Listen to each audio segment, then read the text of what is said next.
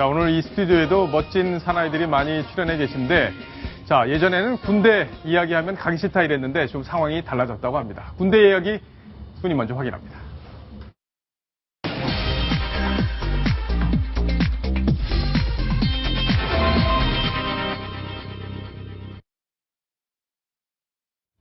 정말 이럴까 하시겠죠? 군대에 가려면 100대 1의 경쟁률을 뚫어야 한다고 합니다. 제가 대입보다 더 경쟁률이 더 센 편인데 왜 이런 일이 생겼는지 이동희 차장과 함께 분석을 해보겠습니다.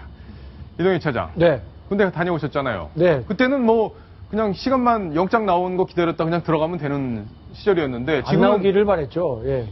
지금은 완전히 바뀐 거예요? 그렇습니다. 완전히 세태가 바뀌어가지고요.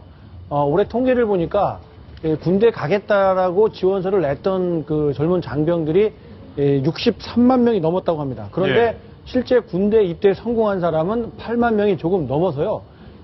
숫자로 보면은 9명 중에 1명만 입대를 하고 8명은 그렇게 원하는 군대에 가지 못하고 있다. 예. 이런 소식이 전해지고 있습니다. 희한한데 입대 성공자라는 표현까지 있네요. 그럼요. 대단히 성공한 거죠. 대학 합격자하고 비슷한 얘기일 텐데. 맞습니다. 아니 왜 이런 일이 벌어지고 있는 거예요?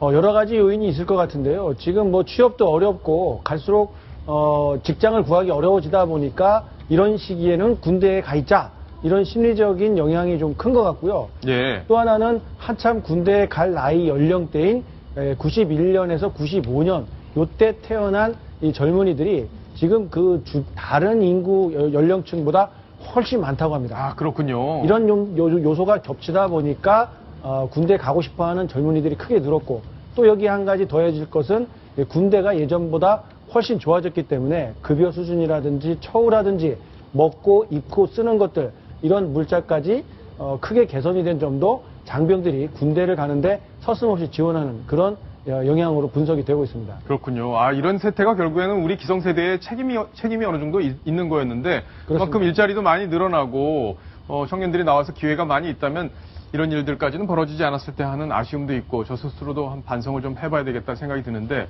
이동희 차장. 네. 군대 가려고 학원까지 다닌다. 이건 무슨 얘기예요?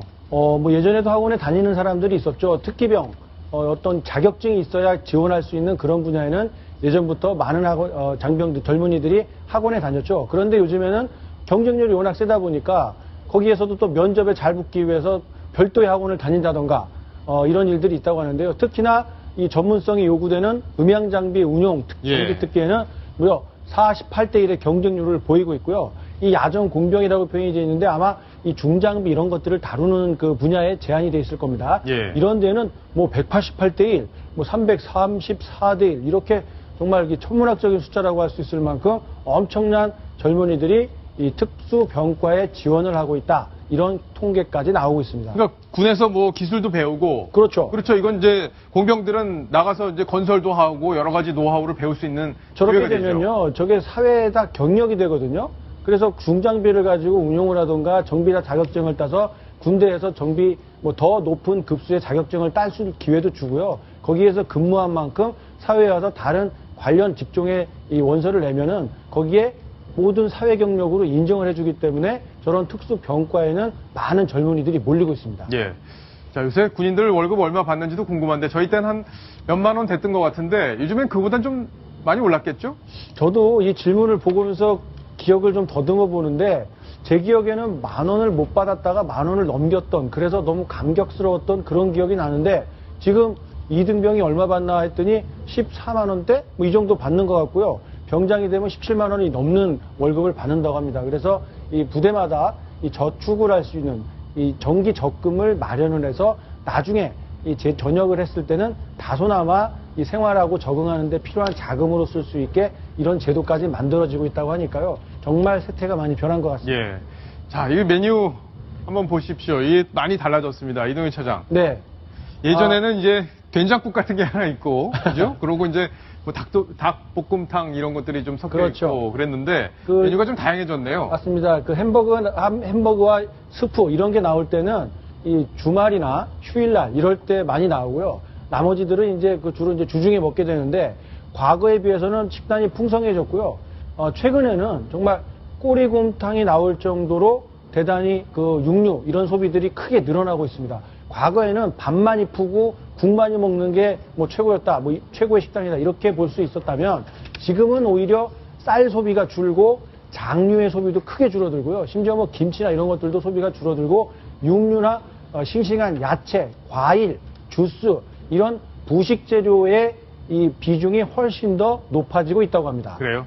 이 뉴스탑 때 보시고 이 군입대 경쟁률이 더 높아지겠는데요. 정말 가고 싶은 분들이 더 늘어날 수도 있고요. 예. 또 반대로 또 부모님들께서는 뭐 여전히 걱정하시는 분들도 많겠지만 우리 아이들이 이렇게 가서 좋은 대우를 받으면서 잘 지내고 있겠구나 이렇게 믿을 수 있는 그런 뉴스이기도 합니다. 예. 이동현 차장 군에 있을 때 누구 괴롭히는 고참 없었습니까? 저는 이제 고마운 그 고참들은 생각이 나요. 제가 예. 군대에 가서 하면 또 축구하는 게 큰 중요한 과제인데 축구를 워낙 못해서 크게 한번 제가 화를 낸 적이 있는데 정말 이렇게 병장도 아닌 계급에서 화를 내니까 최고 고참이 그 장면을 목격하고 저를 따로 불러냈기에 저는 되게 혼날 줄 알았어요. 예. 얻어맞거나. 그런데 맛있는 만두와 맛있는 우유 이런 걸 사주면서 내가 있는 동안은 제발 사고 치지 말고 잘 있다 너도 제대를 해라 이렇게 말을 해주고 다독였기 때문에 제가 큰 사고 없이 예. 전역을 했던 것 자, 같습니다. 그분들은 따로 좀 회식하실 때 그런 얘기 하실 거예요. 어떤 친구가 있었는데 화내고 그래서 자기들끼리는 고문관이라고 얘기했다 이러면서 내가 그래서 밥 사줬다 이런 얘기 하지 않을까 싶은데요. 예, 지금 보고 연락이 왔었으면 참 좋겠네요. 예, 알겠습니다. 이동희 차장의 재밌는 군대 이야기까지 같이 한번 들어봤습니다. 자, 이제 다음 소식으로 갈 텐데요. 다음 소식은 아주 황당한 그런 사건 이야기입니다. 사건 이야기 순위 먼저 확인합니다.